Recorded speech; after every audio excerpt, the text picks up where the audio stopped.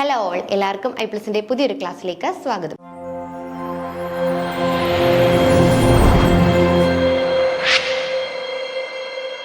അപ്പോൾ നമ്മൾ കഴിഞ്ഞ കുറേ ക്ലാസ്സുകളിലായിട്ട് മോർഫോളജി ആയിരുന്നു നോക്കിക്കൊണ്ടിരുന്നത് അല്ലേ. ലീഫിൻ്റെ മോർഫോളജി പഠിച്ചു, ഇൻഫ്ലോറസൻസിൻ്റെ മോർഫോളജി പഠിച്ചു, സ്റ്റെമ്മിൻ്റെ മോർഫോളജി പഠിച്ചു. അങ്ങനെ നമ്മൾ കുറേ കാര്യങ്ങൾ പഠിച്ചു. അപ്പോൾ ഇൻഫ്ലോറസൻസ് പറഞ്ഞ സമയത്ത് നമ്മൾ പൂവിൻ്റെ അല്ലെങ്കിൽ ഫ്ലവറിൻ്റെ പാർട്സും കാര്യങ്ങളും ഒക്കെ പറഞ്ഞിരുന്നു അല്ലേ. എന്തൊക്കെയാണുള്ളത്, നമ്മൾ സ്റ്റൈല്, സ്റ്റിഗ്മ, അതുപോലെ തന്നെ ഓവറിക്കുള്ളിൽ ഓവ്യൂൾസ്, ഈ കാര്യങ്ങളൊക്കെ നമ്മൾ പറഞ്ഞിരുന്നു അല്ലേ. ജനിപുടം, ഇതൊക്കെ നമ്മൾ ഡിസ്കസ് ചെയ്തതാണ്. അപ്പോൾ നമ്മൾ ഇനി നോക്കാൻ പോകുന്നത് പ്ലാസന്റേഷനെ കുറിച്ചാണ് അല്ലേ. നമുക്ക് എല്ലാവർക്കും അറിയാവുന്നതാണ്, നമ്മളൊരു +2 ക്ലാസ്സുകൾ തൊട്ട് പഠിക്കുന്ന ഒരു കാര്യമാണ് പ്ലാസന്റേഷൻ എന്ന് പറയുന്നത്.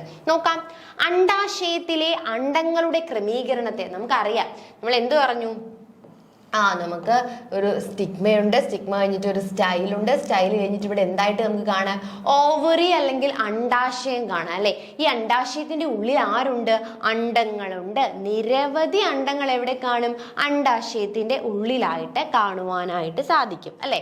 അപ്പൊ ഈ അണ്ഡാശയത്തിലെ അണ്ഡങ്ങളുടെ, ഇപ്പം അണ്ഡാശയത്തിനുള്ളില് അണ്ഡങ്ങളെ എങ്ങനെയാണോ അറേഞ്ച് ചെയ്ത് വെച്ചിരിക്കുന്നത്, ആ ഒരു മെത്തേഡിനെയാണ് പ്ലാസന്റേഷൻ എന്ന് വിളിക്കുന്നത്. 5 തരത്തിൽ നമുക്ക് എന്ത് ചെയ്യാൻ പറ്റും? ഇതിനെ അറേഞ്ച് ചെയ്ത് വെക്കുവാനും പറ്റും. അപ്പോൾ ഒന്നുകൂടി ശ്രദ്ധിച്ചേ, നമ്മുടെ പൂവിൻ്റെ അല്ലെ ഏറ്റവും താഴ്ഭാഗമായിട്ടുള്ള ഒരു ബേസൽ പാർട്ടിനെയാണ് നമ്മൾ അണ്ഡാശയം എന്ന് വിളിക്കുന്നത്. ഈ അണ്ഡാശയത്തിനുള്ളിൽ നിറയെ അണ്ഡങ്ങൾ കാണും അല്ലെ. അപ്പൊ ഈ അണ്ഡങ്ങളെ എങ്ങനെയാണ് ഒരു അണ്ഡാശയത്തിനുള്ളിൽ അറേഞ്ച് ചെയ്ത് വെച്ചിരിക്കുന്നത് എന്നതിനെ കുറിച്ച് ഉള്ളതാണ് എന്ത്? പ്ലാസന്റേഷൻ. ആ ഒരു അറേഞ്ച്മെന്റിനെ അല്ലെങ്കിൽ ആ ഒരു ക്രമീകരണത്തെയാണ് നമ്മൾ എന്തെന്ന് വിളിക്കുന്നത്? പ്ലാസന്റേഷൻ എന്ന് വിളിക്കുന്നത്. 5 തരം പ്ലാസന്റേഷൻ ഉണ്ട്. എത്ര തരം പ്ലാസന്റേഷൻ ആണുള്ളത്? 5 തരത്തിൽ നമുക്ക് അണ്ഡാശയത്തിൽ അണ്ഡങ്ങളെ അറേഞ്ച് ചെയ്യാം. ഒന്നാമത്തേത് പരൈറ്റൽ പ്ലാസന്റേഷൻ.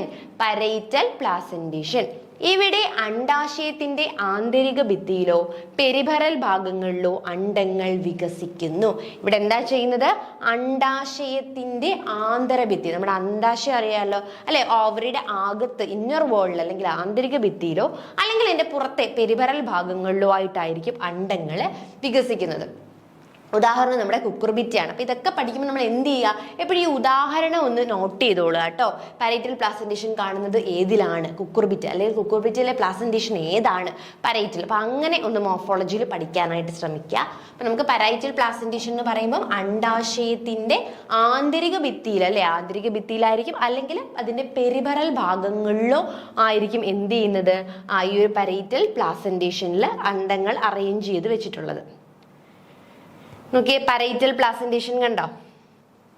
നമ്മുടെ പരൈറ്റൽ പ്ലാസന്റേഷന് അകത്തായിട്ട് അല്ലെങ്കിൽ പെരിഫറി ആയിട്ട് നമുക്ക് അറേഞ്ച് ചെയ്ത് വെച്ചിരിക്കുന്നതുണ്ടോ അണ്ഡാശയത്തിലുള്ള അണ്ഡങ്ങളെ. അപ്പം ഇതിനെയാണ് നമ്മൾ പരൈറ്റൽ പ്ലാസന്റേഷൻ എന്ന് വിളിക്കുന്നത്. നമുക്ക് അടുത്തത് നോക്കാം. 5 എണ്ണം ഉണ്ടെന്നാണല്ലേ നമ്മൾ പറഞ്ഞത്. അപ്പം അടുത്തതാണ് ആക്സിയൽ പ്ലാസന്റേഷൻ. പ്ലാസന്റയ്ക്ക് അക്ഷിതമായിരിക്കുമ്പോൾ അല്ലെ, പ്ലാസന്റ അക്ഷിതമായിരിക്കുമ്പോൾ, അതായത് അക്ഷത്തിന് ചുറ്റും അണ്ഡങ്ങൾ അതിലെ മൾട്ടിലോക്കുലാർ രീതിയിൽ ഒരു എന്ത് ചെയ്യുന്നു ഇവിടെ? അക്ഷത്തിന് ചുറ്റുമായിട്ട് അണ്ഡങ്ങൾ മൾട്ടിലോക്കുലാർ അറേഞ്ച്മെന്റിൽ അറേഞ്ച് ചെയ്ത് വെച്ചിരിക്കുന്നതിനെയാണ് ആക്സിയൽ പ്ലാസന്റേഷൻ എന്ന് വിളിക്കുന്നത്. അപ്പൊ ആക്സിയൽ പ്ലാസന്റേഷൻ നോക്കിയത് എന്താണ്ടോ, അതിന്റെ അടുത്ത് അകത്തായിട്ട് അല്ലെ, സെന്ററിലായിട്ട് അല്ലെങ്കിൽ എവിടെയായിട്ടാണ്? അക്ഷത്തിന് ചുറ്റുമായിട്ട് അല്ലെ, അക്ഷത്തിന് ചുറ്റുമായിട്ട് അണ്ഡങ്ങളെ അറേഞ്ച് ചെയ്ത് വെച്ചിരിക്കുകയാണ്. അതാണ് ആക്സിയൽ പ്ലാസന്റേഷൻ. പരൈറ്റൽ പ്ലാസന്റേഷന് അണ്ഡാശയത്തിന്റെ പെരിഫറി ആയോ അല്ലെങ്കിൽ അണ്ഡാശയത്തിന്റെ അന്തർഭാഗങ്ങളിലോ ആയിട്ടായിരിക്കും അറേഞ്ച് ചെയ്ത് വെച്ചിരിക്കുന്നത്. ആക്സിയൽ പ്ലാസന്റേഷൻ ആണെങ്കിൽ അക്ഷത്തിന്റെ നടുക്കായിട്ടാണ് അറേഞ്ച് ചെയ്ത് വെച്ചിരിക്കുന്നത്. ഇനി നമുക്ക് 3 എണ്ണം കൂടി ഉണ്ട്, നോക്കാം. ബേസൽ പ്ലാസന്റേഷൻ അല്ലെ, അടുത്തത് ബേസൽ പ്ലാസന്റേഷൻ ആണ്. ലളിതമോ സംയുക്തമോ ആയ അണ്ഡാശയത്തിന്റെ അടിഭാഗത്ത് ഒന്നോ അതിലധികമോ അണ്ഡങ്ങൾ വികസിക്കുന്നു. ബേസൽ, ആ പേര് തന്നെ ഉണ്ടല്ലേ, അണ്ഡത്തിന്റെ അടിഭാഗത്ത് അല്ലെങ്കിൽ താഴ്ഭാഗത്ത് നമ്മൾ അണ്ഡത്തിന്റെ അല്ല, അണ്ഡാശയത്തിന്റെ അടിഭാഗത്ത് അല്ലെങ്കിൽ താഴ്ഭാഗത്ത് എന്ത് ചെയ്യുന്നു? അണ്ഡങ്ങളെ വികസിക്കുന്നു. അതിനെയാണ് നമ്മൾ ബേസൽ പ്ലാസന്റേഷൻ എന്ന് പറയുന്നത്. ആ പേര് തന്നെ ഉണ്ടല്ലേ, ബേസൽ, താഴ്ഭാഗത്ത് ആയിട്ട് അണ്ഡങ്ങൾ വികസിക്കുകയാണെങ്കിൽ അവയാണ് നമ്മൾ ബേസൽ പ്ലാസന്റേഷൻ എന്ന് വിളിക്കുന്നത്. Next free central. ഇവിടെ അണ്ഡങ്ങൾ കേന്ദ്ര അക്ഷത്തിൽ വഹിക്കുകയും സെപ്റ്റ ഇല്ലാതിരിക്കുകയും ചെയ്യുന്നു അല്ലെ. അപ്പൊ നമ്മൾ ഈ ഇവിടെ പറഞ്ഞതിനകത്ത് നോക്കി, ആക്സിയൽ പ്ലാസന്റേഷനിൽ അക്ഷത്തിന് ചുറ്റും അല്ലെങ്കിൽ കേന്ദ്ര ബിന്ദുവിലാണെങ്കിലും അവിടെ സെപ്റ്റയുണ്ട്. ഇവിടെയാണെങ്കിൽ എന്താണ്? Free central. സെൻട്രലിൽ ഫ്രീ ആയിട്ട് ഇട്ടിരിക്കുകയാണ് അല്ലെ. അണ്ഡങ്ങൾ അക്ഷത്തിൽ, കേന്ദ്ര അക്ഷത്തിൽ അക്ഷത്തിൽ സെപ്റ്റ ഇല്ലാതെ വഹിക്കുകയാണെങ്കിൽ അതിനെയാണ് നമ്മൾ എന്തെന്ന് വിളിക്കുന്നത്? ഫ്രീ സെൻട്രൽ എന്ന് വിളിക്കുന്നത്. ഇനി മാർജിനൽ ഉണ്ട്. മാർജിനലും പേരിൽ തന്നെ അറിയാം, അണ്ഡാശയത്തിന്റെ അരികുകളിൽ അല്ലെ, അണ്ഡാശയത്തിന്റെ അരികുകളിൽ 2 വരികളിലായിട്ട്, മാർജിനലായിട്ട് 2 വരികളിലായിട്ട് ക്രമീകരിച്ചിരിക്കുന്നതിനെയാണ് പ്ലാസന്റേഷൻ, മാർജിനൽ പ്ലാസന്റേഷൻ എന്ന് പറയുന്നത്. എക്സാമ്പിൾ എന്താണ്? പയറു ചെടിയാണ് എക്സാമ്പിൾ. അപ്പൊ ക്ലിയർ ആയോ? ഒന്നൊക്കെ ആദ്യം നമ്മൾ പറഞ്ഞു ആക്സിയൽ പ്ലാസന്റേഷൻ അല്ല, ആദ്യം നമ്മൾ ആക്സിയൽ നിന്ന് തുടങ്ങാം അല്ലേ. ആക്സിയൽ പ്ലാസന്റേഷൻ എന്ന് പറയുമ്പോൾ നമ്മുടെ അണ്ഡാശയത്തിന്റെ അക്ഷത്തിന് ചുറ്റുമായിട്ട് സെപ്റ്റയോട് കൂടി എന്തെന്ന് ഇട്ടിരിക്കുന്നു? അറേഞ്ച് ചെയ്ത് വെച്ചിരിക്കുന്നതിനെയാണ് നമ്മൾ എന്തെന്ന് വിളിക്കുന്നത്? ആക്സിയൽ പ്ലാസന്റേഷൻ എന്ന് വിളിക്കുന്നത്. മാർജിനൽ പ്ലാസന്റേഷൻ നമ്മുടെ പയറുചെടിയിലൊക്കെ കാണുന്ന പോലെ അണ്ഡാശയത്തിന്റെ വരികളിൽ അല്ലെ, അണ്ഡാശയത്തിന്റെ 2 വരികളിലായിട്ട് എന്തിനെ അറേഞ്ച് ചെയ്തിരിക്കുന്നു? അണ്ടത്തിനെ അറേഞ്ച് ചെയ്ത് വെച്ചിരിക്കുന്ന ആ ഒരു മെത്തേഡിനെയാണ് നമ്മൾ മാർജിനൽ പ്ലാസന്റേഷൻ എന്ന് വിളിക്കുന്നത്. നെക്സ്റ്റ് ഓക്കെ, പരൈറ്റൽ പ്ലാസന്റേഷനിൽ അണ്ഡാശയത്തിന്റെ അല്ലെ, അണ്ഡാശയത്തിന്റെ ആ ഒരു വാളിൽ അല്ലെങ്കിൽ അതിന് ബാഹ്യമായോ ആന്തരികമായോ അറേഞ്ച് ചെയ്ത് വെച്ചിരിക്കുകയാണ് പരൈറ്റൽ. ഫ്രീ സെൻട്രൽ എന്ന് പറയുമ്പോൾ അക്ഷത്തിൽ അല്ലെ, സെൻട്രൽ അല്ലെങ്കിൽ കേന്ദ്ര അക്ഷത്തില് ഫ്രീ സെൻട്രൽ ആയിട്ട്, സെപ്റ്റ കണ്ട് ഇവിടെ സെപ്റ്റ ഉണ്ടല്ലോ, ഇവിടെ സെപ്റ്റ ഒന്നുമില്ലാതെ ഫ്രീ സെൻട്രൽ ആയിട്ട് നിർത്തിയിരിക്കുകയാണ്. പിന്നെ ഇനി ബേസൽ പ്ലാസന്റേഷൻ ഉണ്ട്. അണ്ഡാശയത്തിന്റെ ബേസൽ ഭാഗത്ത്, അണ്ഡാശയത്തിന്റെ അടിഭാഗത്ത് നിന്ന് അണ്ടങ്ങൾ വികസിച്ചെടുക്കുന്നതിനെയാണ് നമ്മൾ ബേസൽ പ്ലാസന്റേഷൻ എന്ന് വിളിക്കുന്നത്. അപ്പൊ ക്ലിയർ ആയോ? അപ്പൊ എന്തായിരുന്നു പ്ലാസന്റേഷൻ? നമുക്കറിയാം അല്ലെ, നമ്മുടെ ജനിപുടം, നമ്മൾ പറഞ്ഞു ജനിപുടമാണ് ഫീമെയിൽ പാർട്ട്. ഈ ജനിപുടത്തിൽ എന്തുണ്ട്? അതിന്റെ ജനിപുടത്തിന്റെ ബേസൽ പാർട്ട് എന്ന് പറയുന്നത് അണ്ഡാശയമാണ്. ഈ അണ്ഡാശയത്തിനുള്ളിൽ നിറയെ അണ്ടങ്ങൾ കാണാം. അപ്പൊ ഈ അണ്ഡാശയത്തിനുള്ളിൽ അണ്ടങ്ങളെ ക്രമീകരിക്കുന്ന ആ ഒരു രീതിനെയാണ് നമ്മൾ എന്തെന്ന് വിളിക്കുന്നത്? പ്ലാസന്റേഷൻ എന്ന് വിളിക്കുന്നത്. അപ്പൊ ഈ പ്ലാസന്റേഷൻ എത്ര തരത്തിലുണ്ട്? 5 തരത്തിലുണ്ട്. Axial placentation, marginal placentation, parietal placentation, free central placentation and basal placentation. അതിൽ ആക്സിയൽ പ്ലാസന്റേഷൻ ആണെങ്കിൽ സെൻട്രൽ അക്ഷത്തിന് ചുറ്റുമായിട്ട് സെപ്റ്റയോട് കൂടി എന്ത് ചെയ്യുന്നു? അണ്ടങ്ങളെ അറേഞ്ച് ചെയ്തിരിക്കുന്നു, ക്രമീകരിച്ചിരിക്കുന്നു. മാർജിനൽ പ്ലാസന്റേഷനിലേക്ക് വന്നാലോ, മാർജിനൽ പ്ലാസന്റേഷനിൽ എന്താ പ്രത്യേകത? നമ്മൾ എന്താ എടുക്കേണ്ടത്? നമ്മുടെ അണ്ടത്തിലെ വരികളായിട്ട്, അണ്ഡാശയത്തിന്റെ ഇരുവശങ്ങളിലായിട്ട് അല്ലെങ്കിൽ വരികളിലായിട്ട് അണ്ടത്തെ അറേഞ്ച് ചെയ്തിരിക്കുന്നു. പരൈറ്റൽ പ്ലാസന്റേഷനിൽ ഒന്നെങ്കിൽ ആന്തരികമായോ ബാഹ്യമായോ അണ്ടങ്ങളെ അണ്ഡാശയത്തിനുള്ളിൽ അറേഞ്ച് ചെയ്തിരിക്കുന്നതിനെയാണ് നമ്മൾ ആക്സിയൽ പ്ലാസന്റേഷൻ എന്ന് വിളിക്കുന്നത്. ഫ്രീ സെൻട്രലിലാണെങ്കിലോ സെൻട്രീയ അക്ഷം അല്ലെ, കേന്ദ്രീകൃത അക്ഷത്തില് സെപ്റ്റകൾ ഒന്നുമില്ലാതെ എന്ത് ചെയ്തിരിക്കുന്നു? അണ്ടങ്ങളെ ഫ്രീ ആയിട്ട് അറേഞ്ച് ചെയ്തിരിക്കുന്ന ആ ഒരു പ്രോസസ്സിനെയാണ് നമ്മൾ എന്തെന്ന് വിളിക്കുന്നത്? ഫ്രീ സെൻട്രൽ എന്ന് വിളിക്കുന്നത്. ബേസൽ പ്ലാസന്റേഷൻ ആണെങ്കിലോ അത് കുറച്ചും കൂടി സിമ്പിൾ ആണ് അല്ലെ. അതായത് അണ്ഡാശയത്തിന്റെ കീഴ്ഭാഗം അല്ലെങ്കിൽ അടിഭാഗം അല്ലെങ്കിൽ താഴ്ഭാഗത്ത് നിന്ന് അണ്ടങ്ങൾ അറേഞ്ച് ചെയ്ത് വെച്ചിരിക്കുന്ന അതിനെയാണ് നമ്മൾ എന്തെന്ന് വിളിക്കുന്നത്? ബേസൽ പ്ലാസന്റേഷൻ എന്ന് വിളിക്കുന്നത്. ഇനി നമ്മുടെ പ്ലാസന്റേഷൻ കഴിഞ്ഞു. അപ്പൊ ഈ അണ്ടമാണ് എന്തായിട്ട് മാറുന്നത്? നമ്മുടെ ഒവ്യൂൾസ് അല്ലെങ്കിൽ അണ്ടമാണ് പിന്നെ എന്തായിട്ട് ഡെവലപ്പ് ആവുന്നത്? സീഡായിട്ട് മാറുന്നതെന്ന് നമ്മൾ പറഞ്ഞു അല്ലെ. അപ്പൊ ഇങ്ങനെ അണ്ടാശയത്തിനുള്ളിൽ സീഡിനെ അറേഞ്ച് ചെയ്തു അല്ലെങ്കിൽ ഓവ്യൂൾസിനെ അറേഞ്ച് ചെയ്ത് വെക്കുന്നു. ഈ ഓവ്യൂൾസ് പിന്നെ എന്തായിട്ട് മാറുന്നു? നമ്മുടെ സീഡ്സ് ആയിട്ട് മാറും, വിത്തായിട്ട് മാറുകയാണ് ചെയ്യുന്നത്. അപ്പൊ നമ്മൾ ഇനി വിത്തുകളെ കുറിച്ചാണ് പഠിക്കാനായിട്ട് പോകുന്നത്. പൂവിടുന്ന ചെടിയുടെ ഒരു പ്രധാന ഭാഗമാണ് വിത്ത് അല്ലെ. പൂക്കുന്ന ചെടികളുടെ ഒരു പ്രധാന ഭാഗം തന്നെയാണ് വിത്ത്. വിത്ത് എന്തിനു നയിക്കുന്നു? പുതിയൊരു ചെടിക്ക് രൂപം നൽകുന്നു. റീപ്രൊഡക്ഷനിൽ പാർട്ടിസിപ്പേറ്റ് ചെയ്തിട്ടല്ലേ. വിത്ത് മുളച്ച് പുതിയൊരു സസ്യം രൂപീകരിക്കപ്പെടുന്നു. അവ വ്യത്യസ്ത ആകൃതിയിലും നിറത്തിലും വലിപ്പത്തിലും ആവാം. അവ വൃത്താകൃതിയിലുള്ളതോ. അപ്പൊ നമുക്കറിയാം വിത്തുകൾ അല്ലെങ്കിൽ സീഡുകൾ എന്ന് പറയുന്നത് എല്ലാ സസ്യങ്ങളുടെയും ഒരുപോലെ ഒന്നും അല്ലല്ലേ. ചിലതിന് വലിയ വിത്തുകളായിരിക്കാം, ചിലതിന് ചെറിയ വിത്തുകളായിരിക്കാം, ചിലതിന് എന്തായിരിക്കും ഒരു പിയർ ഷേപ്പിലുള്ള വിത്തായിരിക്കാം, ചിലത് റൗണ്ട് ആയിരിക്കാം. അങ്ങനെ പല ഷേപ്പുകളിലും പല കളറുകളിലും പല വലിപ്പത്തിലും നമുക്ക് വിത്തുകളെ കാണാനായിട്ട് സാധിക്കും. അപ്പൊ വിത്തെന്ന് പറഞ്ഞു കഴിഞ്ഞാൽ നമ്മുടെ അണ്ടങ്ങൾ ഡെവലപ്പ് ചെയ്താണ് വിത്താവുന്നത് അല്ലേ. ഓവ്യൂൾസ് ആണ് സീഡ്സ് ആയിട്ട് മാറുന്നത്. ഓവറി ഫ്രൂട്ട് ആയിട്ടാണ് മാറുന്നതെന്ന് നമുക്കറിയാം. അപ്പൊ അതില് വിത്ത് എന്ന് പറയുന്നത് പൂവിടുന്ന ഒരു ചെടിയുടെ പ്രധാനപ്പെട്ട ഒരു ഭാഗമാണ് വിത്ത് എന്ന് പറയുന്നത്. ഈ വിത്ത് എന്തിനു രൂപം നൽകുന്നു? പുതിയ ഒരു ചെടിക്ക് വിത്താണ് എപ്പോഴും രൂപം നൽകുന്നത്. അവ വ്യത്യസ്ത ആകൃതിയിലും വലിപ്പത്തിലും ഷേപ്പിലും ഒക്കെ നമുക്ക് ആരെ കാണാൻ സാധിക്കും? ഈ ഒരു വിത്തിനെ കാണുവാനായിട്ട് സാധിക്കും. അവ ചില സമയത്ത് വൃത്താകൃതിയിലായിരിക്കും, ചിലപ്പോൾ ചുളിവുള്ളത് എന്താണ് ഷ്രിങ്ക്ഡ് ടൈപ്പ് ആയിരിക്കും, ചിലപ്പം രോമം, ഹെയറി അപ്പിയറൻസ് ഒക്കെ ഉള്ള പല ടൈപ്പുകളിൽ ആവാനായിട്ട് സാധ്യതയുണ്ട്. ആവശ്യത്തിന് സൂര്യപ്രകാശവും വെള്ളവും ലഭിക്കുന്നത് വരെ അവ പ്രവർത്തനരഹിതമായ അവസ്ഥയിലാണ്. ഒരു വിത്തിൽ നിന്നും ചെടിയുടെ വളർച്ചയെ മുളയ്ക്കൽ എന്ന് വിളിക്കുന്നു. അപ്പൊ എന്ത് ചെയ്യുന്നു? ആ ഒരു വിത്തിന് അതിന്റെ ഫേവറബിൾ അനുകൂല സാഹചര്യങ്ങളൊന്നും കിട്ടിയില്ല എന്ന് വെച്ചോ.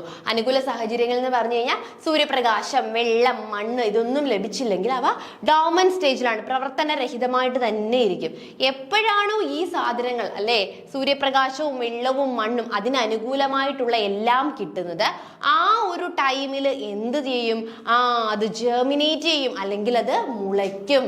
അങ്ങനെ വിത്തിൽ നിന്നും ഒരു ചെടിയുടെ ഡെവലപ്മെന്റിനെ അല്ലെങ്കിൽ ആ ഒരു ചെടിയുടെ വളർച്ചയെയാണ് നമ്മൾ എന്തെന്ന് വിളിക്കുന്നത്? മുളയ്ക്കൽ എന്ന് വിളിക്കുന്നത്. ക്ലിയർ ആയോ? ഇനി നിങ്ങളൊരു സീഡ് എടുക്കുക അല്ലെ, നിങ്ങൾക്ക് ഒരു സീഡ് തന്നു. അപ്പൊ ഈ സീഡിന് നിങ്ങൾക്ക് എന്ത് കാണാൻ പറ്റും? 3 ഭാഗങ്ങൾ കാണാനായിട്ട് പറ്റും. സീഡ് കോട്ട് അല്ലെങ്കിൽ വിത്ത് കോട്ട് അല്ലെങ്കിൽ വിത്തിന്റെ ബാഹ്യ ആവരണം എന്ന് നമുക്ക് പറയാം. എൻഡോസ്പെർം, ഭ്രൂണം, ഇങ്ങനെ 3 ഭാഗങ്ങളായിരിക്കും എവിടെ കാണാനായിട്ട് സാധിക്കുന്നത്? ഒരു സീഡ് എടുത്ത് നിങ്ങൾ നോക്കുകയാണെങ്കിൽ നിങ്ങൾക്ക് കാണാനായിട്ട് സാധിക്കുന്നത്. നമുക്ക് ആദ്യം സീഡ് കോട്ട് അല്ലെങ്കിൽ സീഡിന്റെ ബാഹ്യ ആവരണം, വിത്ത് കോട്ട് അല്ലെങ്കിൽ ബാഹ്യ ആവരണം.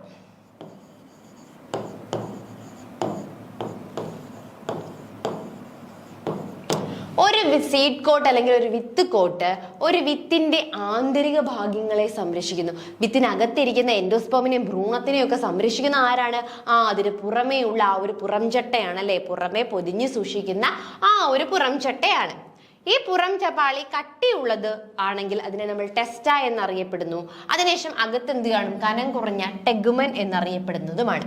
അപ്പം വിത്ത് കോട്ട് എന്ന് പറയുന്നത് സീഡിന്റെ ഒരു ഭാഗമാണ് അല്ലെ, അല്ലെങ്കിൽ സീഡ് കോട്ട് സീഡിന്റെ ബാഹ്യ ആവരണം എന്നൊക്കെ നമുക്ക് പറയാം. ഈ സീഡിന്റെ ബാഹ്യാവരണത്തിന്റെ ഫംഗ്ഷൻ എന്താണ്?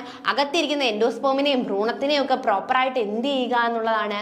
സംരക്ഷിക്കുക എന്നുള്ളതാണ്.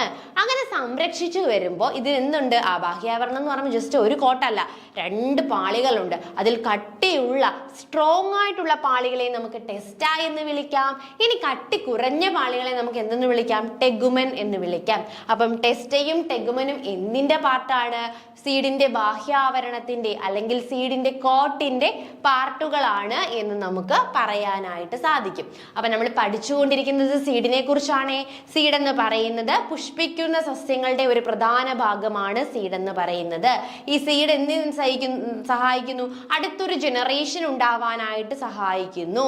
അതിന് പ്രതികൂല അവസ്ഥയാണെങ്കിൽ സീഡ് എന്ത് ചെയ്യും? ഡോർമെന്റ് സ്റ്റേജിൽ തന്നെയായിരിക്കും ഇരിക്കുന്നത്. അനുകൂലമായിട്ട് വാട്ടറും സൂര്യപ്രകാശവും മണ്ണും കിട്ടുന്ന സമയത്ത് ഇവ എന്ത് ചെയ്യാൻ തുടങ്ങും? മുളയ്ക്കാൻ തുടങ്ങും.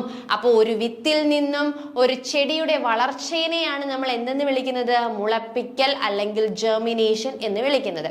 അപ്പൊ നിങ്ങൾ സിമ്പിൾ ആയിട്ടൊരു സീഡ് എടുത്തിട്ട് നോക്കുകയാണെങ്കിൽ ഈ സീഡിന് എത്ര ഭാഗങ്ങൾ കാണും? 3 ഭാഗങ്ങൾ കാണും അല്ലെ. സീഡിന്റെ ബാഹ്യാവരണം അല്ലെങ്കിൽ സീഡ് കോട്ട്, എൻഡോസ്പെർം കാണും, ഭ്രൂണം കാണും. അപ്പൊ ഇതില് ഈ ബാഹ്യാവരണത്തിന്റെ ജോലി എന്ന് പറഞ്ഞാൽ അകത്തിരിക്കുന്ന ആന്തരിക പാർട്ടുകളെ പ്രൊട്ടക്ട് ചെയ്യുക എന്നുള്ളതാണ്. അപ്പൊ അത്രയ്ക്ക് സ്ട്രോങ് ആയിരിക്കണം അല്ലെ ബാഹ്യാവരണം എന്ന് പറയുന്നത്.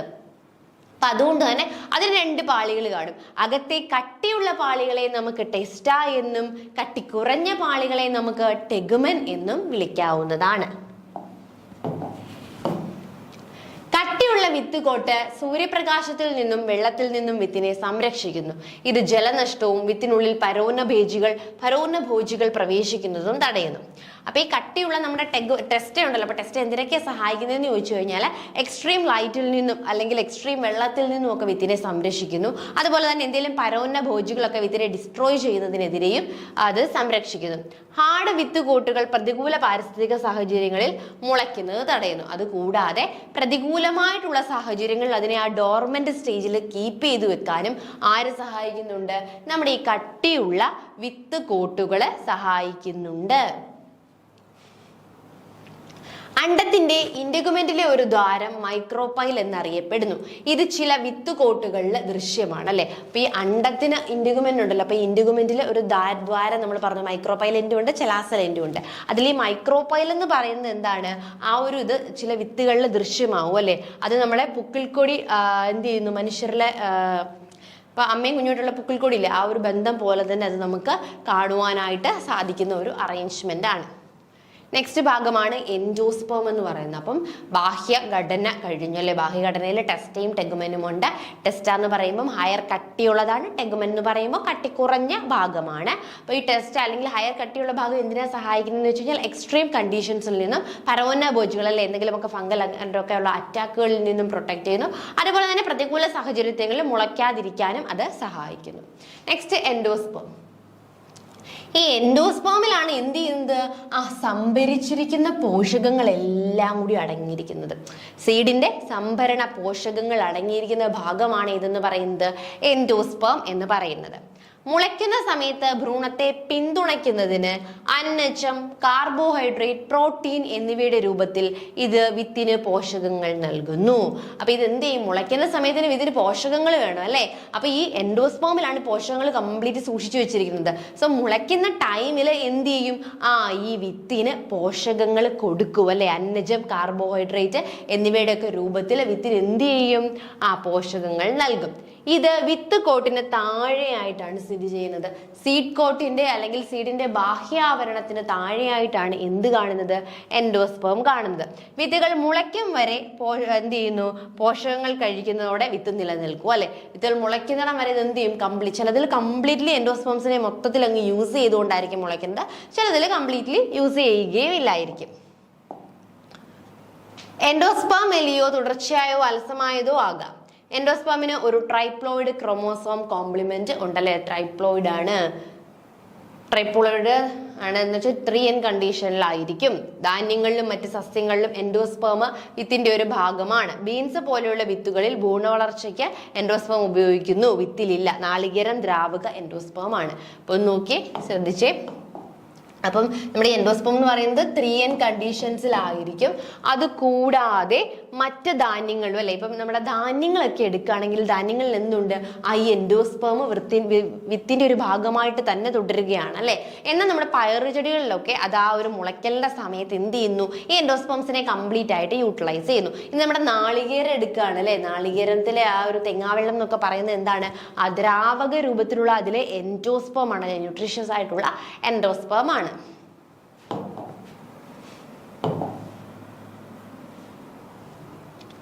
ഇനി അടുത്ത ഭാഗമാണ് ഭ്രൂണം. ഒരു വിത്തിന്റെ ഏറ്റവും പ്രധാനപ്പെട്ട ഭാഗമാണ് ഭ്രൂണം എന്നറിയപ്പെടുന്നത്. ബീജസങ്കലനം ചെയ്ത അല്ലെ മുട്ട അല്ലെങ്കിൽ അണ്ടത്തിൽ നിന്നും വികസിപ്പിച്ചെടുത്ത ഡിപ്ലോയിഡ് ആണ് അത്. നമുക്കറിയാം എൻഡോസ്പേം എന്ന് പറയുന്നത് ട്രിപ്ലോയിഡ് അല്ലെ. സെൻട്രലായിട്ട് 2 പോളാർ ന്യൂക്ലിയ ഉണ്ടായിരിക്കും. ഈ പോളാർ ന്യൂക്ലിയുമായിട്ട് ആര് ഫ്യൂസ് ചെയ്യും, നമ്മുടെ one of the mail gamete fuse ചെയ്തിട്ട് 3N കണ്ടീഷൻസിലുള്ള എൻഡോസ്പേം ആണ് ഫോം ചെയ്യുന്നത്. 2 പേരാണ് എൻ്റർ ചെയ്യുന്നത് അല്ലേ. അപ്പം ഇയാളല്ലാതെ അടുത്തൊരു മെയിൽ ഗമീറ്റ് ഉണ്ട്, അത് നമ്മുടെ ഓവുമായിട്ട് ഫ്യൂസ് ചെയ്തിട്ട് എന്ത് ചെയ്യുന്നു, അണ്ടവുമായിട്ട് ഫ്യൂസ് ചെയ്തിട്ട് നമുക്ക് ഭ്രൂണം ഫോം ചെയ്യുകയാണ് ചെയ്യുന്നത്. അതുകൊണ്ട് തന്നെ ഭ്രൂണം എന്തായിരിക്കും, ഡിപ്ലോയിഡ് കണ്ടീഷൻസിലായിരിക്കും. പ്രായപൂർത്തിയായ ഭ്രൂണമായി വികസിപ്പിക്കേണ്ട എല്ലാ കോശങ്ങൾക്കും ഭ്രൂണത്തിനുള്ളിലുണ്ട്. ഒരു ഭ്രൂണം ഇനി പറയുന്ന ഭാഗങ്ങൾ ഉൾപ്പെടുന്നു. ഇത് നമ്മൾ ഭ്രൂണത്തിന്റെ ഭാഗങ്ങളാണ് പഠിക്കാനായിട്ട് പോകുന്നത്. എപ്പികോട്ടയിൽ ബീജപത്രോപകരിക, ഹൈപ്പോകോട്ടയിൽ ബീജപത്രധാര, റാഡിക്കിൾ, ബീജമൂലം, കോട്ടിലിടൻ. ഇത്രയും ഭാഗങ്ങളാണ് ആർക്കുള്ളത്, നമ്മുടെ ഒരു ഭ്രൂണത്തിനുള്ളത്. അപ്പൊ ഭ്രൂണം എന്ന് പറയുന്നത് ഡിപ്ലോയിഡ് അവസ്ഥയിലായിരിക്കും. അതായത് അണ്ടത്തെ ഫെർട്ടിലൈസ് ചെയ്ത അണ്ടത്തിന് ബീജസങ്കലനം സംഭവിച്ചിട്ട് ഫോം ചെയ്യുന്ന ഡിപ്ലോയിഡ് ആയിട്ടുള്ളവയാണ് ഭ്രൂണം. ഭ്രൂണത്തിന് 4 ഭാഗമുണ്ട്. എപ്പികോട്ടയിൽ, ഹൈപ്പോകോട്ടയിൽ. എപ്പികോട്ടയിൽ എന്ന് പറയുമ്പോൾ ബീജപത്രോപാരിക, ഹൈപ്പോകോട്ടയിൽ ബീജപത്രധരം, റാഡിക്കിൾ ബീജത്തിന്റെ മൂലം, ബീജമൂലം ആൻഡ് കോട്ടിലിടൻ. എപ്പികോട്ടയിൽ ഒരു ചെറിയ ചിനപ്പുപൊട്ടലാണ് അല്ലെ. എപ്പികോട്ടയിൽ എന്ന് പറയുന്നത് അല്ലെങ്കിൽ ബീജപത്രോപരിക എന്ന് പറയുന്നത് എന്താണ്, ആ ചെറിയൊരു ചിനപ്പുപൊട്ടലാണ് അല്ലെ. ഈ എപ്പികോട്ടയിലാണ് എന്തായിട്ട് മാറുന്നത്, നമ്മുടെ ഷൂട്ട് സിസ്റ്റം ആയിട്ട് മാറുന്നത്. കംപ്ലീറ്റ്ലി ഒരു പ്ലാന്റിന്റെ ഷൂട്ട് സിസ്റ്റം ആയിട്ട് മാറുന്നത് ഈ ഒരു എപ്പികോട്ടയിലാണ്. മുളയ്ക്കുന്ന സമയത്താണ് പ്രാഥമിക വേര് ആദ്യം പ്രത്യക്ഷപ്പെടുന്നത്. ഹൈപ്പോകോട്ടയിൽ എന്നും ഇത് അറിയപ്പെടുന്നു. ഇത് ചെടിയെ മണ്ണിൽ ഉറപ്പിച്ചു നിർത്തുന്നു. ഇനി മുളയ്ക്കുന്ന ടൈമിൽ അല്ലെ, സീഡ് ഒന്ന് മുളച്ചു കഴിയുമ്പോൾ അതിലെന്ത് ചെയ്യും? ആദ്യത്തെ വേര്, പ്രൈമറി റൂട്ട്, പ്രാഥമിക വേരുകൾ പുറപ്പെടും അല്ലെ, അല്ലെങ്കിൽ പ്രത്യക്ഷപ്പെടും. അതിനെയാണ് നമ്മൾ ഹൈപ്പോകോട്ടയിൽ, അല്ലെങ്കിൽ നമുക്ക് എന്ത് പേര് പറയായിരുന്നു? നമ്മളിവിടെ മലയാളത്തിൽ പറഞ്ഞിട്ടുണ്ട്, ബീജപത്രധരം അല്ലെ. ഇനി ഹൈപ്പോകോട്ടയിൽ തന്നെ ആയിരിക്കും ചോദിക്കുന്നത്, എങ്കിൽ പോലും നമ്മൾ എന്ത് ചെയ്യില്ല, ചാൻസ് എടുക്കുന്നില്ല. അതിന് മലയാളവും നമ്മൾ പഠിക്കും, ബീജപത്രധരം എന്ന് പറയാം. അപ്പൊ ബീജപത്രധരം റൂട്ടായിട്ടും എപ്പികോട്ടയിൽ ഷൂട്ട് അല്ലെങ്കിൽ ബീജപത്രോപരിക എന്തായിട്ടും മാറുന്നു? ഷൂട്ടായിട്ടും മാറുകയാണ് ചെയ്യുന്നത്. അപ്പം ഈ ഹൈപ്പോകോട്ടയിൽ എന്ത് ചെയ്യുന്നു? മണ്ണിൽ ഉറപ്പിച്ചു നിർത്തുവാനായിട്ടാണ്, ആ ഒരു സീഡിനെ, വിത്തിനെ മണ്ണിൽ ഉറപ്പിച്ചു നിർത്തുവാനായിട്ടാണ് സഹായിക്കുന്നത്. ഒരു ചെറിയ ഭ്രൂണ മൂലമാണ് റാഡിക്കൽ അല്ലെ. ഇപ്പൊ ചെറിയ ഭ്രൂണത്തിന്റെ മൂലത്തിനെയാണ് നമ്മൾ എന്തെന്ന് വിളിക്കുന്നത്? റാഡിക്കൽ എന്ന് വിളിക്കുന്നത്. റാഡിക്കൽ എന്ന് പറയുന്നത് ഒരു ചെറിയ ഭ്രൂണത്തിന്റെ മൂലമാണ്. ഭ്രൂണത്തിന്റെ വിവിധ ഭാഗങ്ങളിൽ കോട്ടിലിഡനുകൾ പോഷണം നൽകുന്നു. ഭ്രൂണത്തിന്റെ വിവിധ ഭാഗത്തായിട്ട് പിന്നെന്തുണ്ട്? നമ്മുടെ കോട്ടിലിഡനുകളുണ്ട്. അപ്പൊ ഈ കോട്ടിലിഡനുകൾ പോഷണം നൽകാൻ സഹായിക്കുന്നു. വളർച്ചയുടെ സമയത്ത് തൈകളോടൊപ്പം മണ്ണിൽ നിന്ന് ഒരു ചെറിയ അല്ലെങ്കിൽ മാംസളമായ ഇലകളായി ഇത് ഉയർന്നു വരുന്നു. ഈ കോട്ടിലിഡൻസ് എന്ത് പറ്റും? ഈ വളർച്ചയുടെ സമയത്ത് ആ ഒരു തൈകളോടൊപ്പം എന്ത് ചെയ്യും? ചെറിയൊരു ഇല പോലെ അല്ലെങ്കിൽ മാംസളമായിട്ടുള്ള ഒരു ഇലയായിട്ട് ഇത് വളർന്നു വരുന്നു. അതിലാണ് അന്നജങ്ങളും ഭക്ഷണങ്ങളും ഒക്കെ എന്ത് ചെയ്ത് വെക്കുന്നത്? നമ്മള് സ്റ്റോർ ചെയ്ത് വെക്കുന്നത്. ഭ്രൂണ ഇലകളാൽ ഭൂമിക്ക് മുകളിൽ ആദ്യം പ്രത്യക്ഷപ്പെടുന്നത് ബീജസങ്കലനം ചെയ്ത മുട്ടകളിൽ നിന്നാണ് ഭ്രൂണം വികസിക്കുന്നത്. അപ്പൊ ഇത്രയും കാര്യങ്ങളാണ് നമ്മുടെ വിത്തുകളുടെ ഒരു പാർട്ടിൽ നമുക്ക് പറയാനായിട്ടുള്ളത്. ഒന്നും കൂടി ഞാനൊന്ന് സമ്മപ്പ് ചെയ്യാം. ആർക്കെങ്കിലും അപ്പൊ വിത്ത് എന്ന് പറഞ്ഞാൽ എന്താണ്? ഒരു പൂവിടുന്ന ഒരു ചെടിയിൽ പൂ വന്നു എന്ന് വെച്ചോ. അങ്ങനെ ഒരു പൂവിടുന്ന ചെടിയുടെ ഏറ്റവും പ്രധാനപ്പെട്ട ഭാഗമാണ് വിത്ത് അല്ലെങ്കിൽ സീഡ് എന്ന് പറയുന്നത്. ഈ സീഡ് പല ചെടികളിലും പല ആകൃതിയിലും പല നിറത്തിലും പല ഷേപ്പിലും നമുക്ക് എന്തിനെ കാണാൻ സാധിക്കും? വിത്തുകളെ കാണുവാനായിട്ട് സാധിക്കും. ഇനി ആവശ്യത്തിന് വെള്ളവും സൂര്യപ്രകാശവും ഒക്കെ ലഭിക്കുന്നിടം വരെ, എപ്പോഴാണോ അതിന്റെ അനുകൂല സാഹചര്യങ്ങൾ വരുന്നത് അതുവരെ അത് ഡോർമെന്റ് അവസ്ഥയിലായിരിക്കും അല്ലെങ്കിൽ പ്രവർത്തനരഹിതമായിരിക്കും. എപ്പം ഈ അനുകൂല സാഹചര്യങ്ങളൊക്കെ കിട്ടുന്നു അപ്പൊ അത് എന്തായിട്ട് മാറും? ഡോർമെന്റിൽ നിന്നും ജെർമിനേറ്റ് ചെയ്യുന്ന അവസ്ഥ അല്ലെങ്കിൽ മുളയ്ക്കൽ അവസ്ഥയിലേക്ക് മാറും. അങ്ങനെ സീഡിൽ നിന്നും ഒരു പുതിയ പ്ലാന്റ് അല്ലെങ്കിൽ ഒരു പുതിയ ചെടിക്ക് രൂപം കൊള്ളുന്ന പ്രോസസ്സിനെയാണ് നമ്മൾ മുളയ്ക്കൽ അല്ലെങ്കിൽ ജെർമിനേഷൻ എന്ന് വിളിക്കുന്നത്. അപ്പൊ നിങ്ങൾ ഒരു സീഡ് എടുത്ത് നോക്കുകയാണെങ്കിൽ സീഡിന് 3 പാർട്ടാണുള്ളത്. സീഡ് കോട്ട്, വിത്ത് കോട്ട്, അല്ലെങ്കിൽ സീഡിന്റെ ബാഹ്യ ആവരണം അല്ലെ, അതിന്റെ ബാഹ്യ ആവരണം എന്ന് പറയുന്നു. അത് കൂടാതെ എൻഡോസ്പേം, നെക്സ്റ്റ് എന്താണ്? എൻഡോസ്പേം എന്ന് പറയുന്നു. അടുത്തത് എന്താണ്? ഭ്രൂണം എന്നും പറയുന്നു. അതിൽ വിത്ത് കോട്ട് എന്ന് പറയുന്നത് എന്താ പ്രശ്നം? വിത്ത് കോട്ട് എന്ന് പറയുന്നത് വിത്തിന്റെ ഏറ്റവും ബാഹ്യമായ ഘടനയാണ് അല്ലെ. ഇത് ആന്തരികമായിട്ടുള്ള എൻഡോസ്പേമിനെയും ഭ്രൂണത്തിനെയും ഒക്കെ സംരക്ഷിക്കുന്ന വിത്തിന്റെ ബാഹ്യ ഘടനയെയാണ് നമ്മൾ എന്തെന്ന് വിളിക്കുന്നത്? വിത്ത് കോട്ട് അല്ലെങ്കിൽ സീഡ് കോട്ട് എന്ന് വിളിക്കുന്നത്. അപ്പൊ ഈ സീഡ് കോട്ടിന് 2 പാളികളുണ്ട്. ഏറ്റവും കട്ടി കൂടിയ പാളിയെ നമ്മൾ ടെസ്റ്റ എന്നും കട്ടി കുറഞ്ഞ പാളിയെ നമ്മൾ ടെഗുമൻ എന്നും വിളിക്കുന്നു. ഇവിടെ ഫംഗ്ഷൻ എന്താന്ന് വെച്ച് കഴിഞ്ഞാൽ എക്സ്ട്രീം ഹാർഷ് കണ്ടീഷൻസ് ഉണ്ടല്ലോ, എക്സ്ട്രീം വെള്ളം, എക്സ്ട്രീം സൂര്യപ്രകാശം, ഇവയിൽ നിന്നൊക്കെ നമ്മുടെ വിത്തിനെ പ്രൊട്ടക്ട് ചെയ്യുക എന്നുള്ളതാണ് ഒന്നാമത്തെ ഫംഗ്ഷൻ. 2 പരോന്നഭോജികൾ എന്തെങ്കിലുമൊക്കെ അല്ലെ എന്തെങ്കിലുമൊക്കെ അറ്റാക്കുകൾ ഉണ്ടാവുകയാണെങ്കിൽ അതിൽ നിന്നും വിത്തിനെ പ്രൊട്ടക്ട് ചെയ്യുക. പിന്നെ ഈ അൺഫേവറബിൾ കണ്ടീഷൻ അല്ലെങ്കിൽ പ്രതികൂല സാഹചര്യങ്ങളിൽ മുളയ്ക്കാതിരിക്കാൻ വേണ്ടി സഹായിക്കുക. ഈ കാര്യങ്ങളൊക്കെയാണ് ഇവിടെ ഫംഗ്ഷൻ. അപ്പം വിത്ത് കോട്ടിനെ കുറിച്ച് ക്ലിയർ ആയല്ലോ അല്ലെ. നെക്സ്റ്റ് എന്ന് പറയുന്നത് എൻഡോസ്പേംസിനെ കുറിച്ചാണ്. അടുത്ത എന്താണ്? എൻഡോസ്പേം അല്ലെ. എൻഡോസ്പേം എന്ന് പറയുന്നത് മെയിൻലി ഫുഡ് സ്റ്റോർ ചെയ്ത് വെക്കുന്ന ഒരു സംഭവമാണ്. ഇത് ട്രിപ്ലോയിഡ് കണ്ടീഷൻസിലായിരിക്കും. കാരണം നമ്മുടെ 2 പോളാർ ന്യൂക്ലിയസും ഒരു മെയിൽ ബീജവും കൂടി ചേർന്നിട്ടാണ് ഇത് ഉണ്ടാവുന്നത് അല്ലെ. അപ്പൊ അതുകൊണ്ട് തന്നെ ഇത് 3N കണ്ടീഷൻസിലായിരിക്കും ഇത് ഫോം ചെയ്യുന്നത്. അതുപോലെ തന്നെ ഇത് എന്ത് ചെയ്യുന്നു? വിത്തുകൾ മുളയ്ക്കുന്ന സമയത്ത് വിത്തുകൾക്ക് അന്നജവും കാര്യങ്ങളും ഒക്കെ വേണം അല്ലെ. അപ്പൊ പ്രോട്ടീൻസും ഒക്കെ പ്രൊവൈഡ് ചെയ്യുന്നത് ഈ എൻഡോസ്പേം ആയിരിക്കും. ഈ ചില നമ്മൾ ധാന്യങ്ങളൊക്കെ എടുക്കുകയാണെങ്കിൽ അതിൽ എൻഡോസ്പേം എന്ത് ചെയ്യും? അവിടെ തന്നെ കാണും അല്ലെ, ഒരു മെയിൻ ഫുഡ് സ്റ്റോറിംഗ് പാർട്ടാണ്. എന്നാൽ ചില പയറുവർഗ്ഗ ചെടികളിലൊക്കെ അതിന്റെ മുളയ്ക്കലിന്റെ ഭാഗമായിട്ട് ഈ എൻഡോസ്പേംസിനെ കംപ്ലീറ്റ്ലി എന്ത് ചെയ്യുന്നുണ്ടത്? കൺസ്യൂം ചെയ്യുന്നു അല്ലെ, എൻഡോസ്പേംസിനെ കംപ്ലീറ്റ്ലി ഉപയോഗിക്കുന്നുണ്ട്. നാളികേരം എന്ന് പറയുന്നത് ലിക്വിഡ് അല്ലെ, നാളികേര വെള്ളം എന്നൊക്കെ പറയുന്നത് ലിക്വിഡ് എൻഡോസ്പേം പാർട്ട് ആണ്. പിന്നെ നമ്മൾ എന്തിനെ കുറിച്ചായിരുന്നു പറഞ്ഞത്? ഭ്രൂണത്തെ കുറിച്ചാണ് പറഞ്ഞത് അല്ലെ. വിത്തിന്റെ ഏറ്റവും പ്രധാനപ്പെട്ട ഭാഗമാണ് ഏതെന്ന് പറയുന്നത്? ഭ്രൂണം എന്ന് പറയുന്നത്. ഭ്രൂണം എന്ന് പറയുന്നത് എൻഡോസ്പം പോലെ അല്ല, ഡിപ്ലോയിഡ് കണ്ടീഷൻസിലുള്ളതായിരിക്കും എന്തെന്ന് പറയുന്നത്, ഈ ഒരു ഭ്രൂണം എന്ന് പറയുന്നത്. അത് പിന്നെ നമ്മൾ എന്ത് പറഞ്ഞു? ഭ്രൂണത്തിന് വീണ്ടും 4 ഭാഗങ്ങളുണ്ട്. ബീജപത്രോപാരിക, ബീജപത്രധാരം, ബീജമൂലം, കോട്ടിലിഡൻസ്. ഇങ്ങനെ 4 ഭാഗമാണ് എന്തിനുള്ളത്? നമ്മുടെ ഭ്രൂണത്തിനുള്ളത്. എപ്പിക്കോട്ടൈൽ, ഹൈപ്പോകോട്ടൈൽ, റാഡിക്കൽ ആൻഡ് കോട്ടിലിഡൻ. ഈ 4 ഭാഗങ്ങളുണ്ട്. അതിൽ നമ്മുടെ ബീജപത്രോപരിക എന്ന് പറയുന്ന ഭാഗം ഉണ്ടല്ലോ, അല്ലെങ്കിൽ നമ്മുടെ എപ്പികോട്ടയിൽ എന്തായിട്ട് മാറുന്നു? കംപ്ലീറ്റ്ലി ഒരു ഷൂട്ട് സിസ്റ്റം ആയിട്ട് മാറുന്നു. ഹൈപ്പോകോട്ടയിലാണ് എന്ത്? വിത്ത് മുളയ്ക്കുന്ന സമയത്ത് അതിൽ ആദ്യമായിട്ടുള്ള പ്രാഥമിക വേരുകൾ രൂപപ്പെടും അല്ലെ. ഈ പ്രാഥമിക വേരുകളെയാണ് നമ്മൾ എന്തെന്ന് വിളിക്കുന്നത്? ഹൈപ്പോകോട്ടയിൽ അല്ലെങ്കിൽ ബീജപത്രധരം എന്ന് വിളിക്കുന്നത്. ഇവ ആ ഒരു വിത്തിനെ മണ്ണിൽ ഉറപ്പിച്ചു നിർത്തുവാനായിട്ട് സഹായിക്കുന്ന ഭാഗമാണ്. പിന്നെ നമ്മൾ പറഞ്ഞത് ഭ്രൂണത്തിന്റെ അടുത്തൊരു പാർട്ടാണ് ബീജമൂലം എന്ന് പറയുന്നത്. അതിനുശേഷം ഈ ബീജമൂലം എന്ത് ചെയ്യുന്നു? പോഷണങ്ങൾ നൽകാനും ഒക്കെ സഹായിക്കുന്നുണ്ട്. പിന്നെന്താണ്? തൈകളോടൊപ്പം മണ്ണിൽ നിന്നും ഒരു ചെറിയ മാംസളമായ ഇലയായിട്ടാണ് ആദ്യമായിട്ട് ഇത് ഉയർന്നു വരുന്നത്. അതിനുള്ളിലായിരിക്കും പ്രോട്ടീനും മറ്റുമൊക്കെ നമ്മൾ എന്ത് ചെയ്തിരുന്നത്?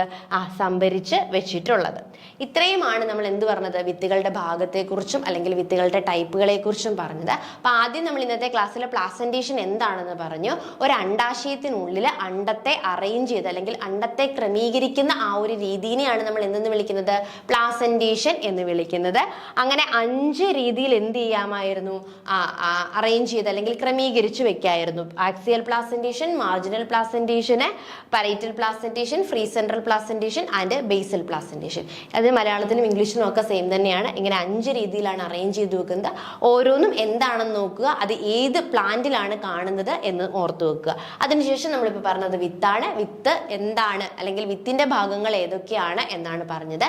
ഇനി നമുക്ക് പഠിക്കാനുള്ളത് ടൈപ്പ് ഓഫ് വിത്തുകൾ ഏതൊക്കെയാണ് അല്ലെ, വിവിധ തരം വിത്തുകൾ ഏതൊക്കെയാണ് എന്നുള്ളതാണ്. അത് നമുക്ക് നെക്സ്റ്റ് ക്ലാസ്സിൽ നോക്കാം. ഇന്ന് പറഞ്ഞ കാര്യങ്ങൾ എല്ലാവർക്കും മനസ്സിലായെന്ന് വിശ്വസിക്കുന്നു. Thank you.